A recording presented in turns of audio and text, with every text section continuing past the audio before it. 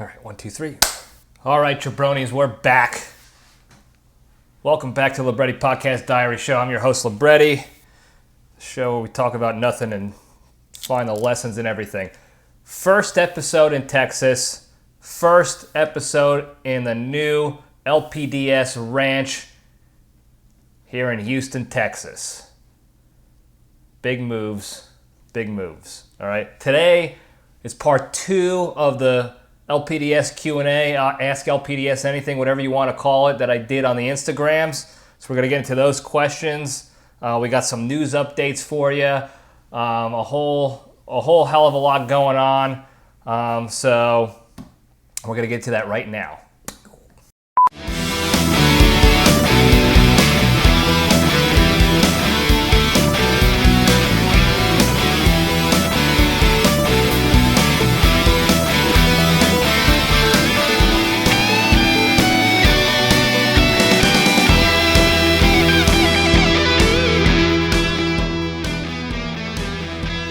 All right, very excited to be here in Texas finally.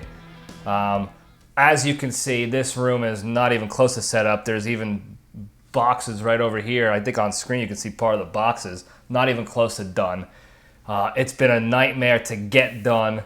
I had some help with my old man, JPL3, drove down with me and Randy, but now he's gone and it's just me.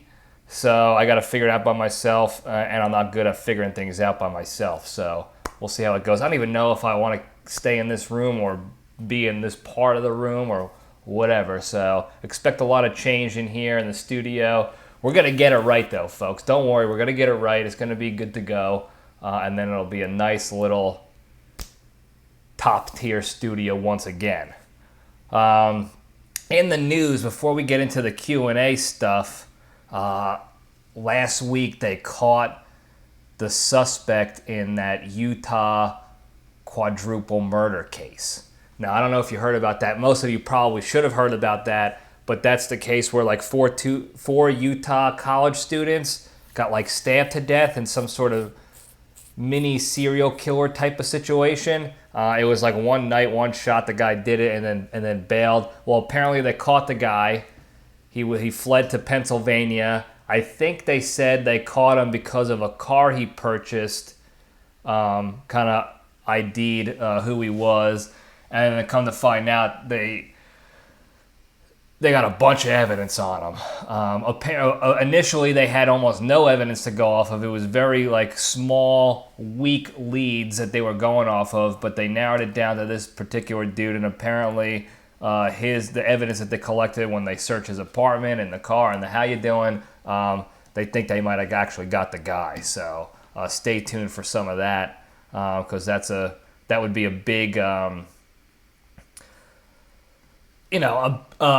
big high five in the name of justice if they can get this guy. Now, it's not going to bring those 4 students back, unfortunately, for those families, but you always like to see justice being served appropriately when like this goes down. And I got to cut that out. Damn it. 3 minutes in and we're dropping S-bombs. All right, what else we got going on in the news? The winter storms hit hard up in the north, in the northwest, and everywhere, practically everywhere in the country. And Jeremy Renner, the actor, got banged up pretty good. I don't know if you saw that, but he was like helping somebody plow their car out of the road, or he was doing something, helping somebody else out with his snow plow, and got into an accident and banged himself up pretty good. I don't exactly know what happened. I know he had to have multiple surgeries. I think his leg was all shot up from the accident, so hopefully he gets better, because he can't go do Arrow guy. What's the Marvel Arrow? Robin Hood. Is it Hawkeye?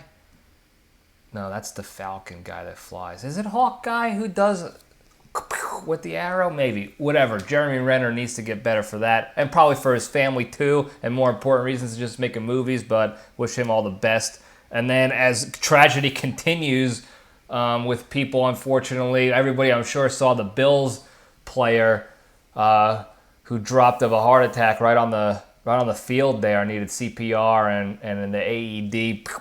How you doing? It sounds like he's okay.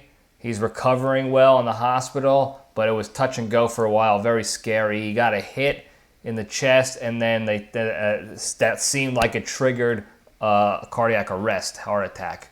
So hopefully he recovers, and it's just that was a freak thing and not some sort of like long-term chronic heart issue that he's dealing with it, that he's got to deal with the rest of his life. So hopefully he can get back to banging again. I don't know if I would play anymore if I got a tackle. He was the one tackling the runner, by the way.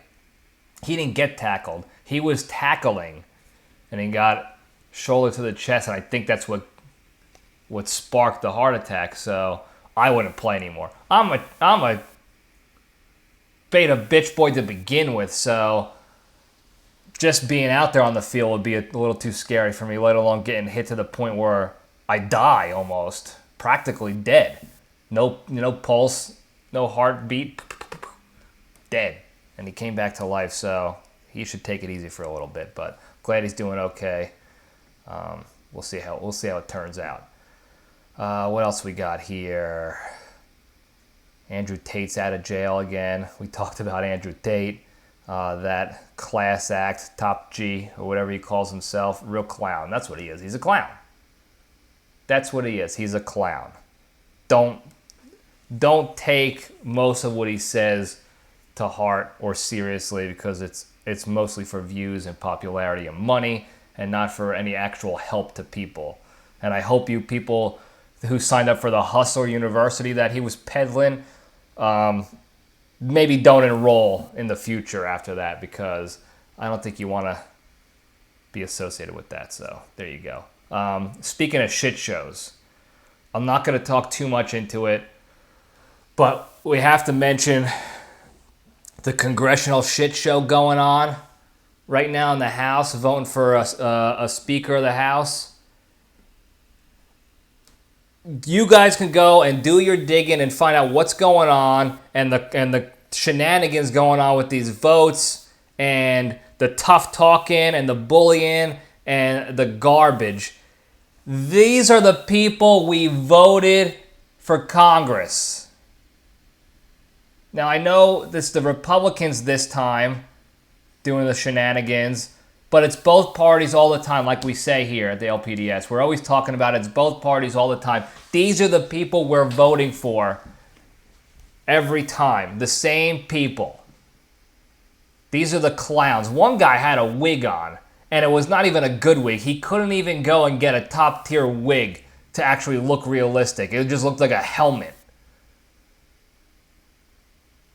And you have people literally walking up to other congressmen and women on the floor to bully them into voting for their side or whatever it is.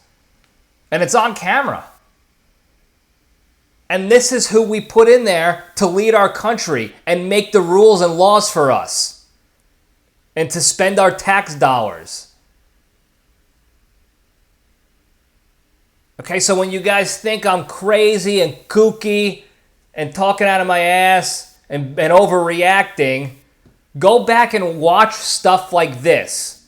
And then take the LPDS step back and think about, wow, these are the people that we've entrusted to lead our country and keep it safe and prosperous and take care of us and our money and our livelihoods and our future. These are the people. Give me a break.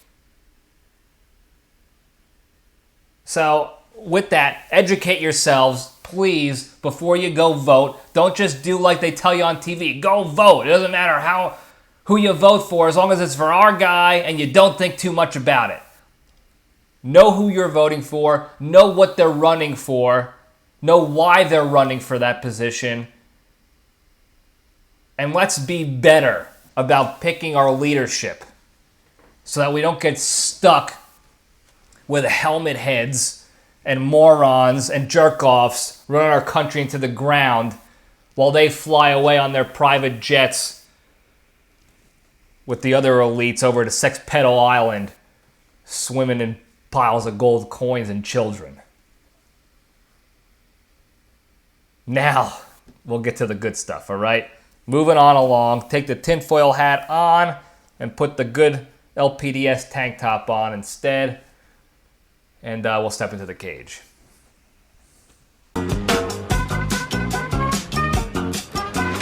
Okay, let's run. All right. Today's Into the Cage segment is proudly sponsored by Mulva's Mole Removal Serum. Are you sporting a nasty, unsightly mole that sends people running for the hills at the very sight of your disgusting disfigurement? Well, scare people away no more with Mulva's Mole Removal Serum. Mulva's uses a patented, non-organic, GMO'd chemical compound that literally melts away moles in seconds. You just throw a dollop on that measly mole and watch it burn that bad boy right to bits for good. So to get a bottle today, visit www.skingone.com and use the promo code TWOFACE for 29% off your first bottle of serum. I don't have any moles.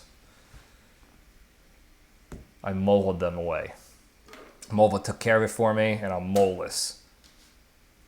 So, if you want to be moleless and have a different unsightly scar to deal with, check out Mulva's serum. There you go. All right, the cage fact. As we know from previous cage facts, Nic Cage has had a bevy of exotic pets and animals throughout his life. And I don't know currently what he's got going on now besides a cat, but I'm sure he's got something wild and crazy going on in his domain, if you will. One of them was a cobra snake. Now, if you know anything about cobras, besides the fact that they're snakes, they are the ones that have that like hood shape to their head. And they sit up like this, and the Middle Eastern gentleman with the turban on and the little skin flute do a little doot doot doot doot doot doot doot, and the snake is dancing around out of the woven basket, and he controls the snake with the little doot doot doot. That's what a cobra is, and it also has like a diamond shape, diamond design on the back of its head, on the back of the hood there. So it's a very distinct, famous-looking snake, and he had one as a pet at one time. I don't know if he still does, but he had one as a pet. I don't know how. They're poisonous. Their venom will kill you. So maybe he had like an EpiPen or something he was holding onto, or a vial of elixir, antidote, in case he got bit. But he said one day, that's not the fact. That's a fact within the fact. It's like cage fact inception here today. One day he said that the pet cobra tried to hypnotize him. And what he means by that, and let's explain here, because it's not just Nic Cage getting hypnotized by a snake and, told to go rob, the National Bank or something. He said the snake was dancing around in front of him, and the little diamond eye, it looks like a diamond or an eye, depending on the snake, I guess, was going back and forth and around to try to get him out of focus, off kilter, so that the snake could then attack him. And I don't know if the snake did attack, but I think he said something about he was trying to attack him, and that's how they lull you into a sleep there. They dance around, you look at the eye in the back of the cobra, and then bam, he goes in for the kill. Well, that little hypnotization attempt and dancing number that the snake did on him inspired Nic Cage's performance in Ghost Rider. Okay? Fact number 3. Okay? This is a loaded Cage Fact episode, folks. I should have separated these, but they all go together, hand in hand and hand. So if you go back and watch Ghost Rider, there's parts of the movie where he's in fight scenes with people, and he does this dancing routine to get the people out of focus, get them distracted, and then he, bam, goes in for the attack like that snake, like that cobra. So if ever you want to know how the Great One gets inspired to act a certain way in a movie, he gets it from everywhere, okay? He gets it from the streets, from the theater, from snakes. And that's the Cage fact. Snake Eyes was a great movie, by the way. That's a Nic Cage movie. It's not about snakes, but it might as well be. Killer film. All right, Randy. Oh, Randy must be seeing the new neighbors. I'm going to go attack them. All right, let's move on all over into the Junction. Spin the logo up. All right, Randy, quiet down over there. We're doing part 2 of the Q&A, the Ask LPDS Anything here. We got a bunch of different questions. I'm going to try to roll through them pretty quickly just so we can get people, moving onward and upward, keep it business. But we're going on what? Episode 140 in a row of me saying we're going to keep it short and not keeping it short. So one day we'll get it right. Don't worry. Maybe today, maybe not. All right, we'll just get right into it. The first question on this list of part 2 is, what's the worst movie you've ever watched? Asking me, I guess. And I thought about this one for a while because I watch a lot of movies. Okay, and just like it's almost impossible for me to pick the best movie I've ever watched, it's almost impossible for me to pick the worst movie because that's very subjective. It's completely based on personal taste and maybe the day you watch it, maybe something bad happened and you're off that day, whatever it might be. I'm talking about off mentally, not off from work or anything like that. So there were a couple that came to mind. One of them is a movie that has been voted perennially as like the worst movie of all time, and that's called The Room. It's a movie by this whack job. I don't know if he was French or Swiss or some weirdo guy. I was gonna say from some weird country, but Europe's not weird countries. So I don't know where he's from, but he was a foreign dude in America, living in America, and he wanted to make this movie. And he was a garbage actor, and he was a psychopath and a nut job and a weirdo. And if you watch the movie, you know exactly what I'm talking about. Okay, from start to finish, the movie was out of control, garbage, terrible acting, terrible storyline, no continuity whatsoever. But it's one of those cult classics that it's so bad, you love it. And I loved it. I watched it when I was deployed. I'll tell you a little story here. When I was deployed to Afghanistan in the real shit, not the trenches of war down in Virginia Beach fighting the modern day D-Day. We were in Afghanistan and we had, the IT folks had a network file of movies and shows and stuff that they purchased and put on this file for us. It was like a morale drive. So when we were done doing mission stuff, we can go on the computer and watch a movie or a TV show so that we weren't, testing the strength of our shoelaces each night, if you will. So one of the movies on there was The Room. Now, we watched this movie, a couple of buddies in arms and I, and loved it because it was such trash. We loved it. We took this movie. Now, each individual unit on the compound had their own mini morale drive where they would take movies, copy movies from the main media drive and put it in a smaller one so that their individual team could watch those movies without any bandwidth issues. Because if everyone's watching the movie from the one file, the way computer matrix stuff works, it slows it down and there's bandwidth issues. You don't want to deal with that. So we would separate out and do copy paste of those movies into those individual drives. Well, we were bored one day. Our mission got rained out, and a couple of us took our team individual morale drive and we changed all the movies in there. There was about 50 movies in there, and we made all 50 movies The Room, but we changed the titles to make them look like they were the original movies we put in there. So Thor, Iron Man, Snake Eyes with Nic Cage, like every regular movie that you can imagine.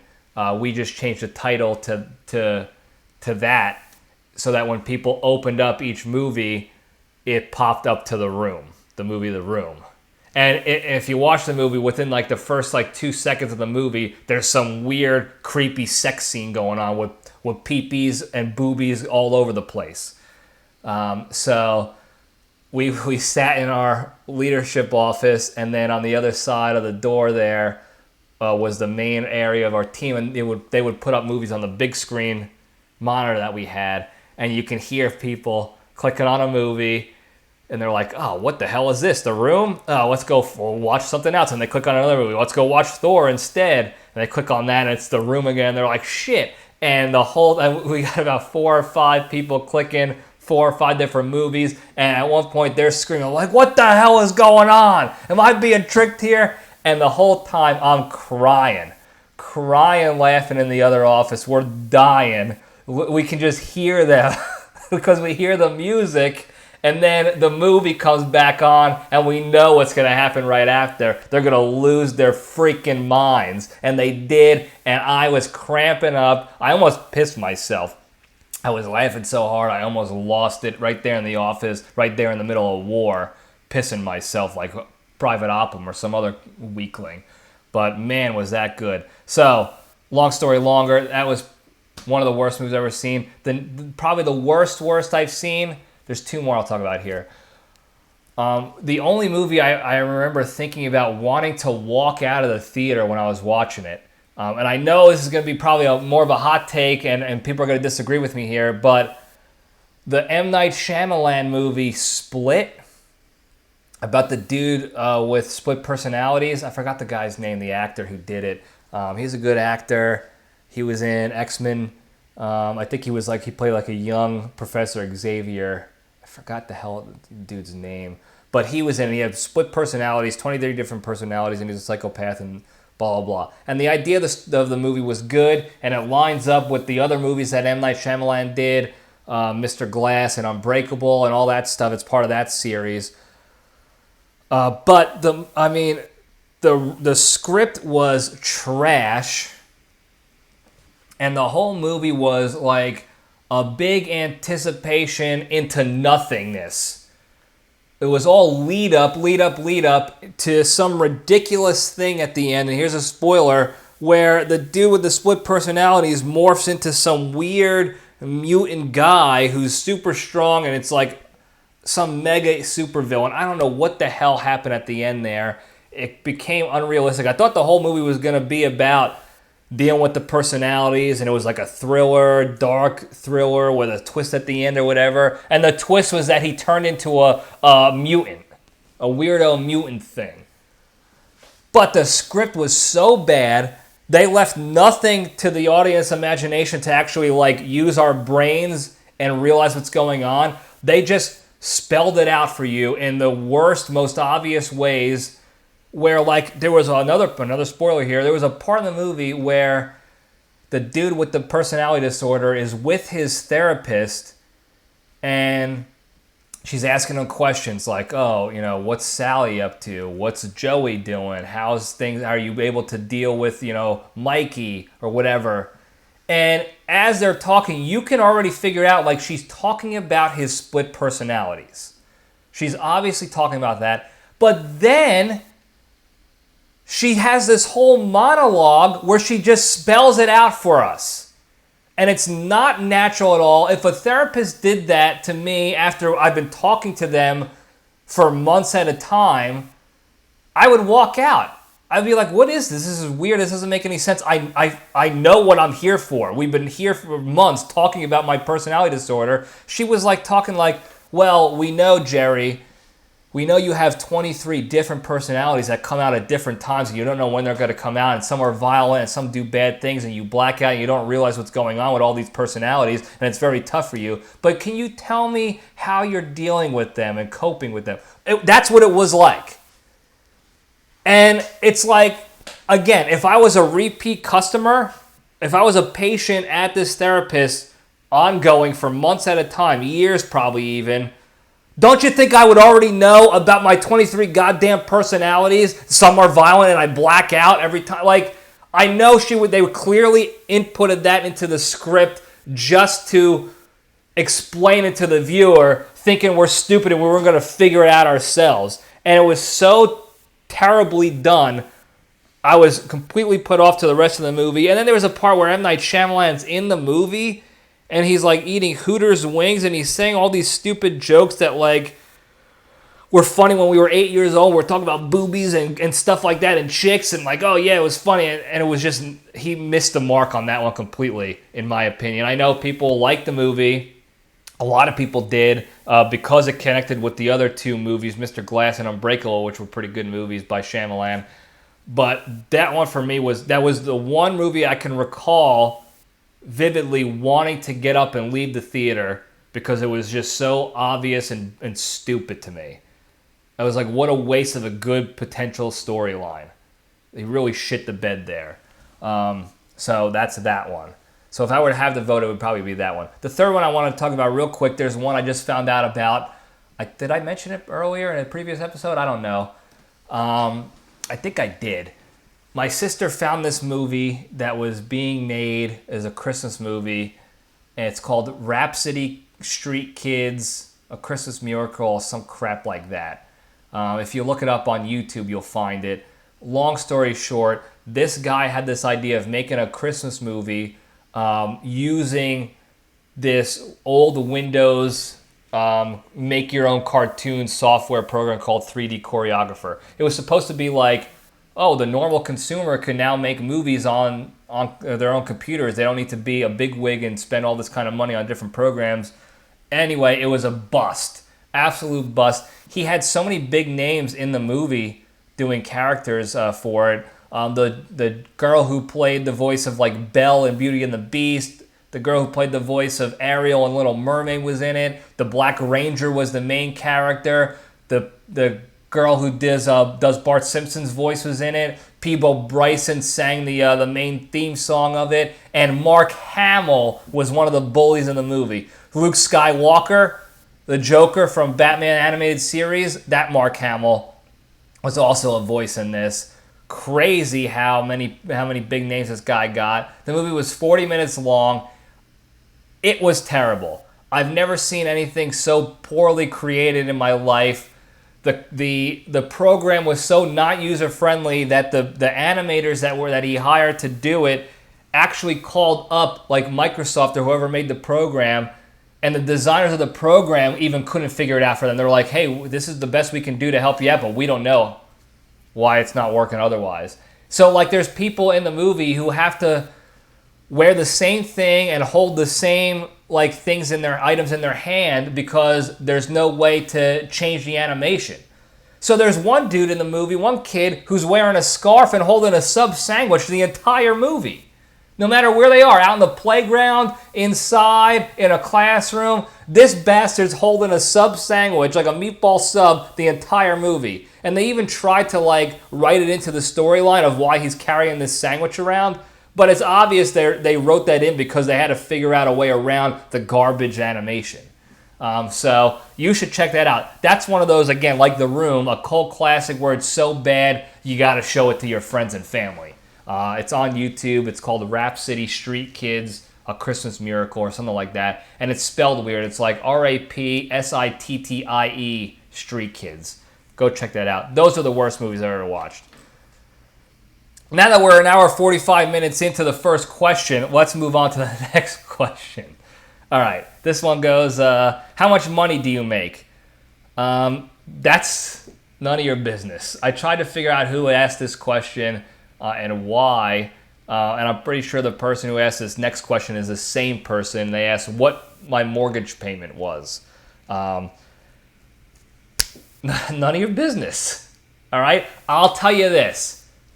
It's good enough to survive on, and it's not good enough that I could hire people to unpack and decorate my house for me. I got to do it myself.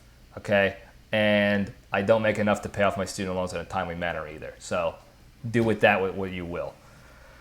All right, next question here. What's the drunkest you've ever been? Now, I've been thinking back to that because there have been some times where I've been a little inebriated.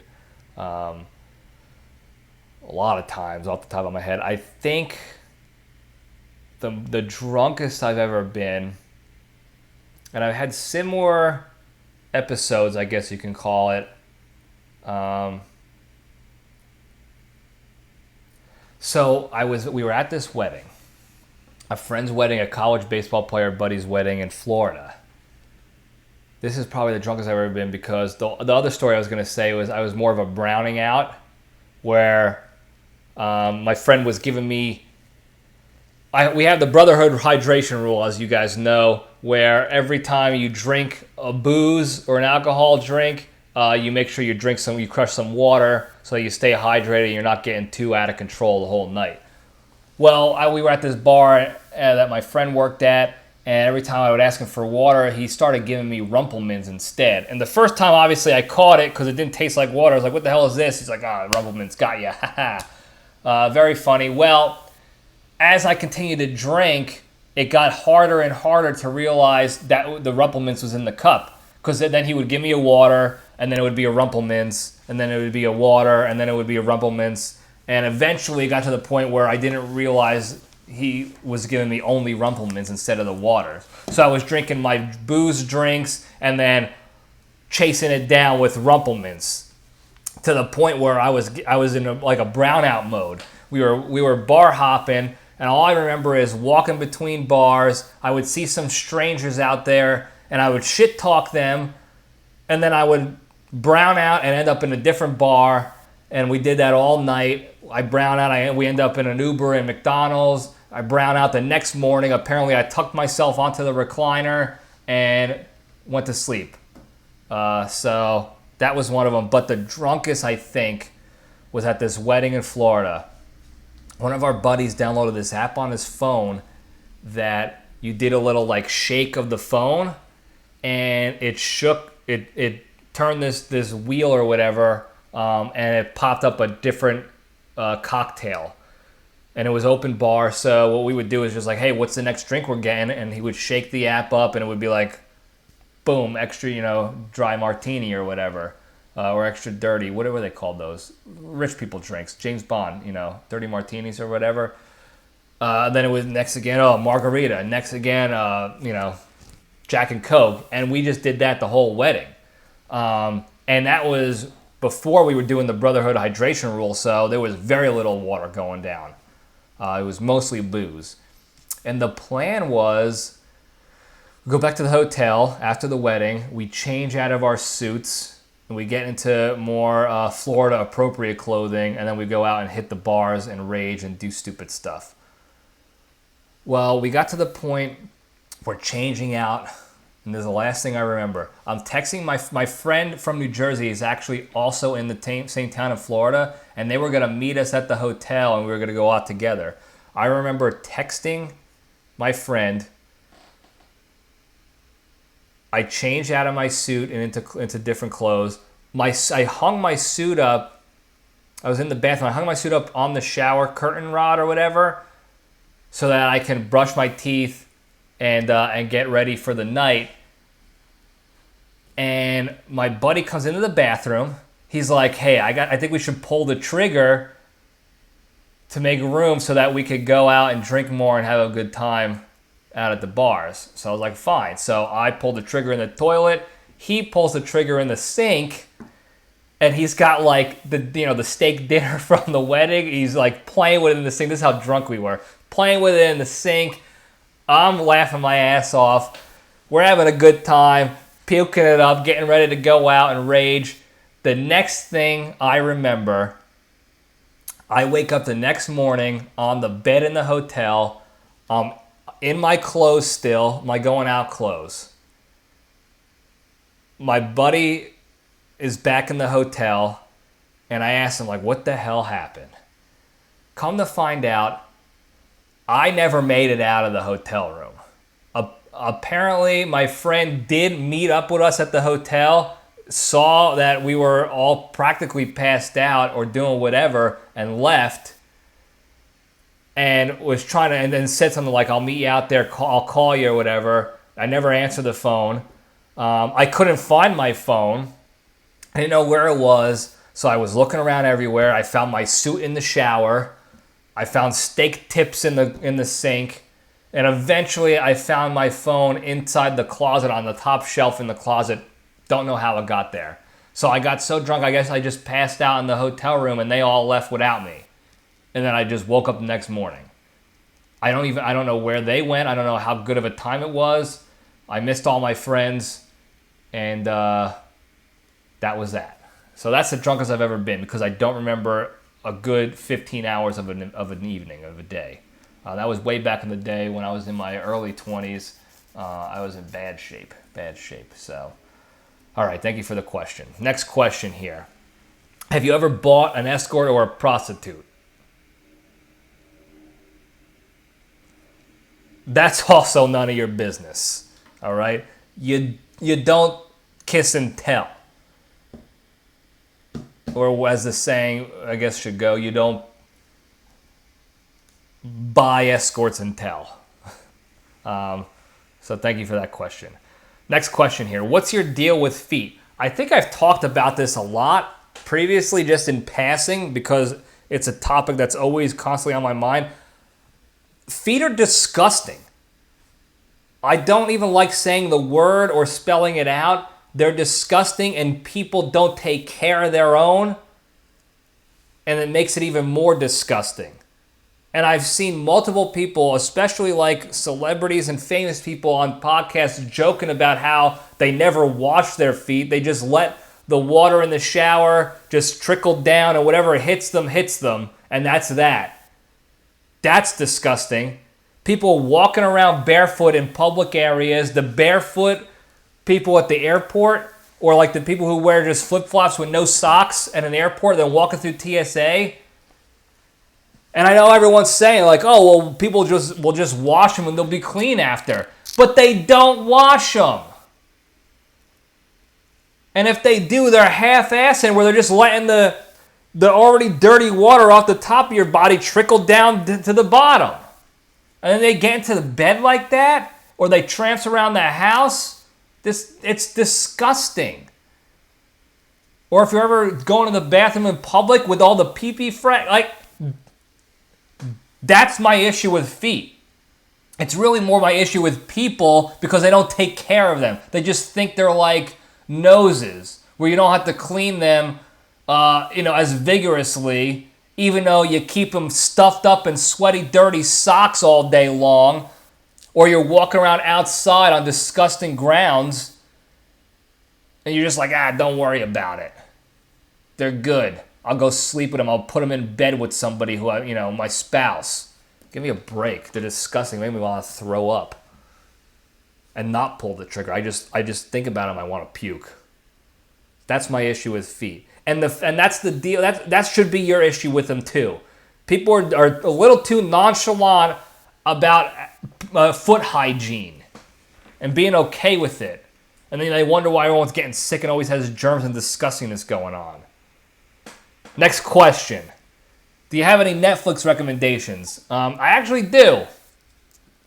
I just watched a couple of mini documentaries. They've been out for a little while, and The Wet Cat and The Creature and Mrs. Wet Cat turned me on to these because they've seen them originally, and they're good. They're good shows. One is called Don't Fuck with Cats. It's on Netflix. It's like 3 or 4 episodes, I think, of this docuseries about this dude who posts a video about something bad with cats. And people want to get revenge on him because you don't fuck with cats. And it turns wild. Okay? So I'm not going to spoil it. Just know that it starts with a seedy cat video posted on the internets. And go on your way. Go watch the documentary. It's incredibly, incredibly wild. The next one is almost just as wild in a different way. It's called Don't Pick Up the Phone. It's about this situation back in the 90s and early 2000s of a guy, and I'm trying not to do spoilies here because I know people don't like spoilies apparently, but it's a guy who is making prank calls to different fast food restaurants and getting them to do horrific things. All right? That's all I'll say on it. Watch that one. It's also on Netflix. Wild stuff.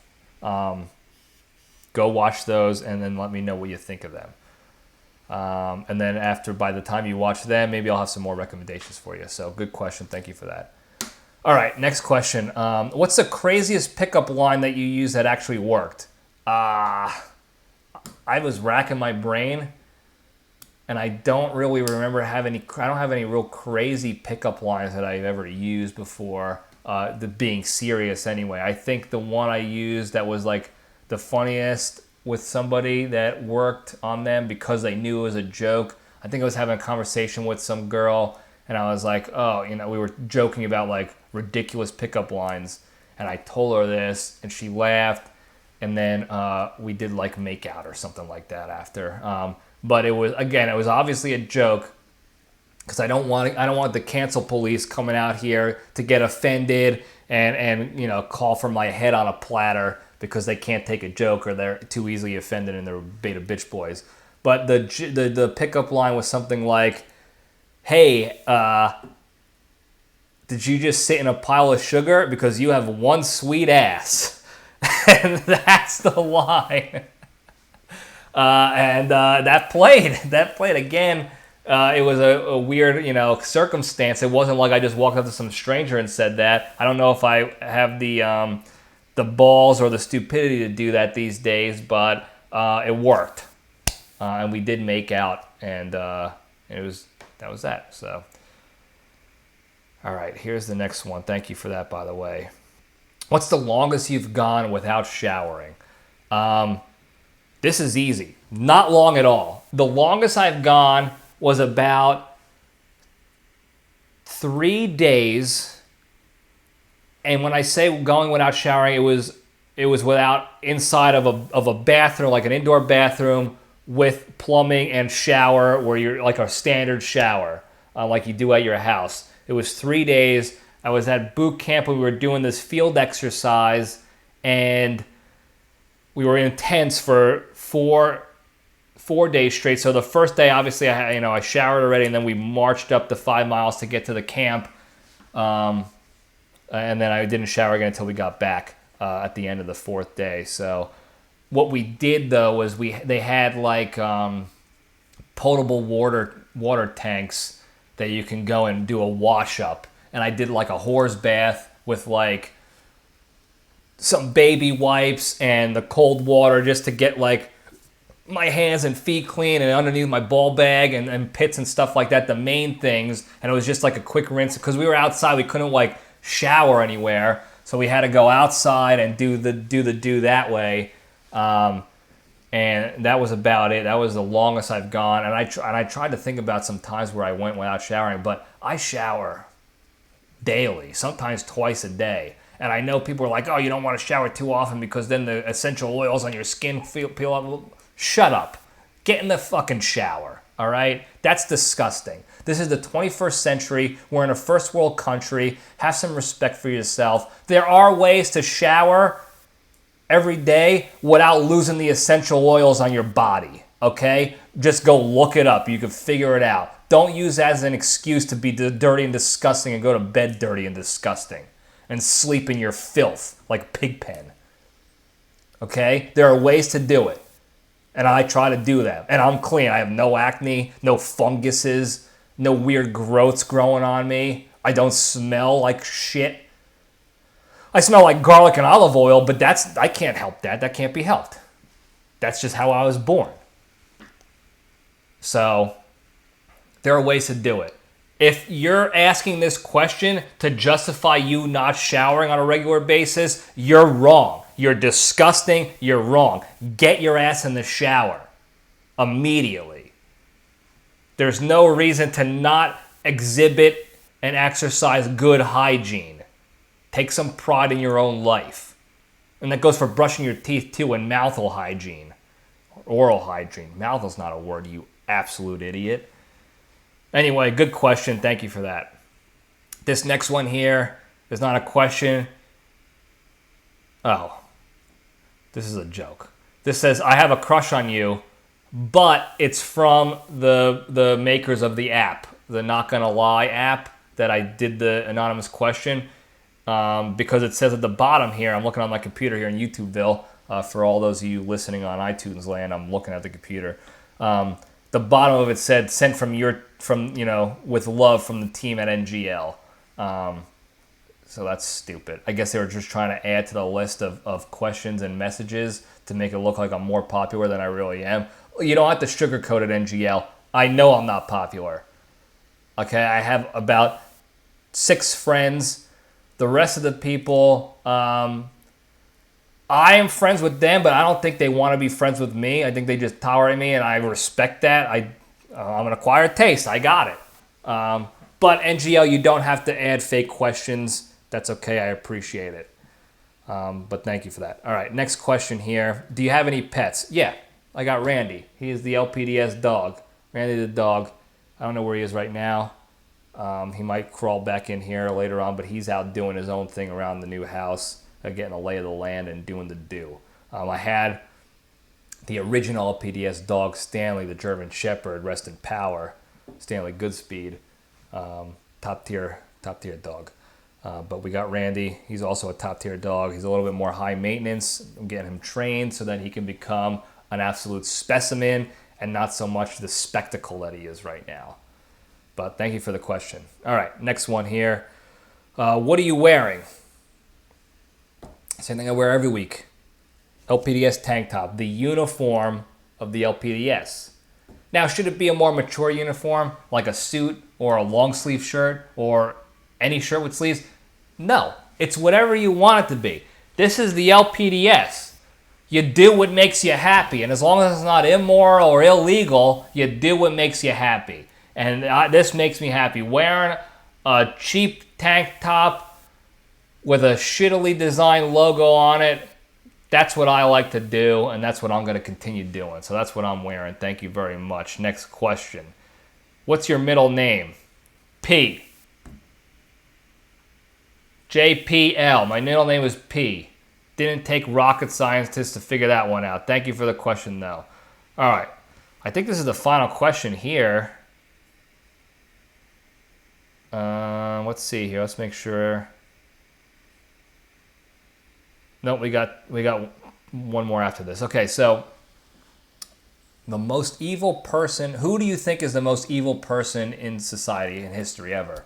That's a tough one.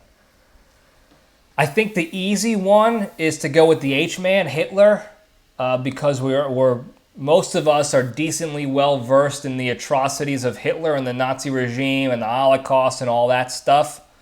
But it's not. This is not as simple a question as you think if you go back to the annals of history and what your idea of evil is. I mean, Hitler killed millions and millions of people, not just the Jewish people, but in the war through the Nazi Party as well. So that's a lot. So if we're going per capita, yeah, he's up there. But don't forget, there's people like Jeffrey Dahmer who are eating people, or John Wayne Gacy, who would lure young men back to his house, and he would do sex with them and then kill them and piece them up and bury them under his house.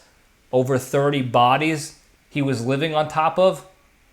That's like for a single person, that's evil. And it's all perspective too. What about Genghis Khan, or whoever you pronounce his name, Genghis Khan? The hoity-toities in the historical world, make sure that you know that it's actually pronounced Genghis Khan. Shut up, dude. Okay? That's why you wear a proper pocket protector and you probably have no spouse. And you live with your cat. Because you pull shit like that. Genghis Khan, though, was a monster. All right? His DNA is in like 15% of this entire world. because he did exactly, like, literally what we joke about when people are like, we're going to rape, pillage, and plunder this world, like the pirates of the old days. He did that to the entire world at one point, practically, where they just dominated and conquered lands, and he borked all their women, mostly against their will, and then he cut off their heads and he put them on stakes for all the rest of the public to see, like, this is your fate if you cross me. So I don't know. Again, I don't know the number of people he killed, but he dominated the Eastern world and most of the world back in the day. So his numbers are probably close to the H-Man. So that's a tough question, but I think the easy answer is H-Man, Genghis Khan, the other ones, some of those murderers. There's a lot of bad people in this world.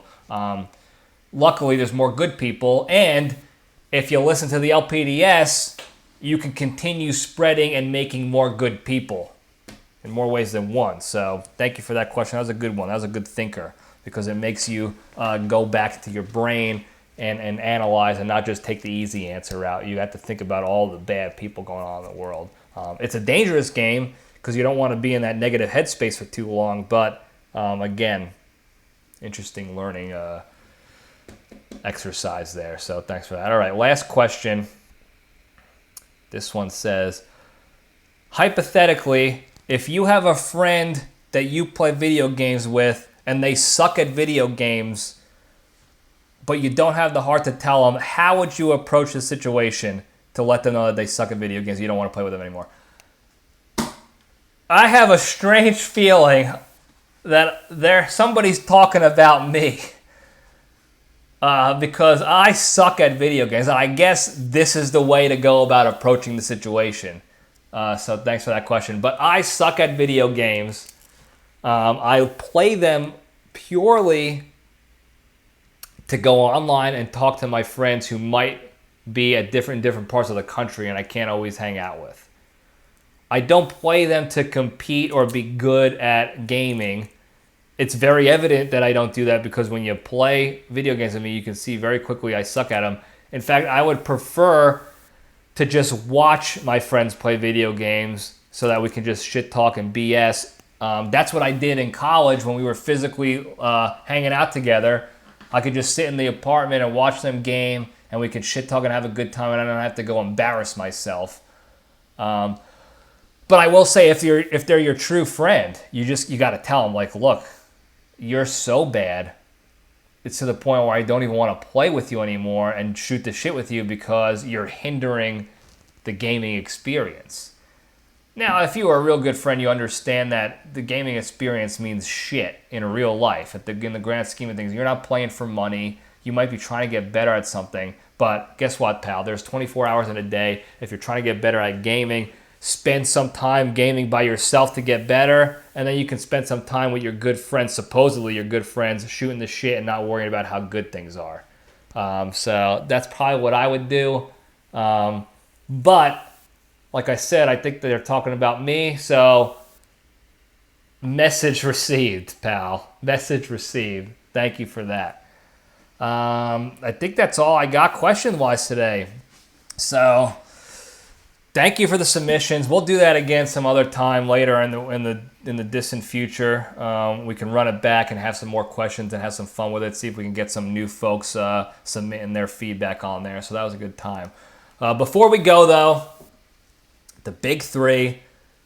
Got it. We got to talk about it. For those of you first tuning in, it's the three pillars of the LPDS to staying strong and being a better, more grateful, more positive, happy human being and spreading that goodness to the rest of the universe there. So number one, exercise every day.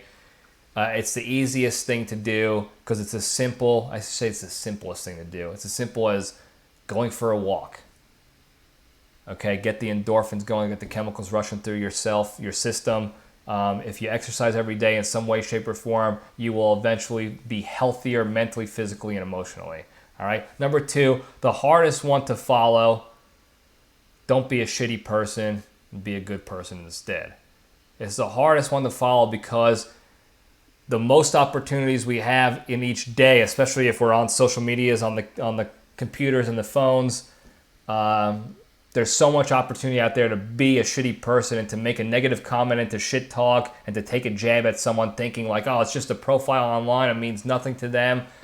Fire shit talk away and be good to go and think, I got him. I showed them. Man, look at that point I made to the people. Everyone's going to love me for sure. It doesn't work that way, folks. Okay. One, your point is never made appropriately. You're not fixing any negativity by doubling down on negativity. All you're doing is hurting somebody because that's a person who has to read that. And if they don't have thick skin, if they don't know how to deal with that sort of cyberbullying, they're going to take it to heart. And you don't like when people are shitty to you, so imagine how you feel. And now flip that and understand that's what you're doing to some stranger on the internet. Okay, so take the step back. When the opportunity arises to be a shitty person, take the step back and don't take that opportunity. That's all you have to do. If you want to take it a step further and make a positive comment, if you have that sort of control to be able to do that, go for it. Otherwise, you don't double the environment with more negativity. That's not how you beat the negativity in the world and the shit in the world. So that's that. Number 3, the most important one, be genuinely thankful and grateful for all the good you have in your lives.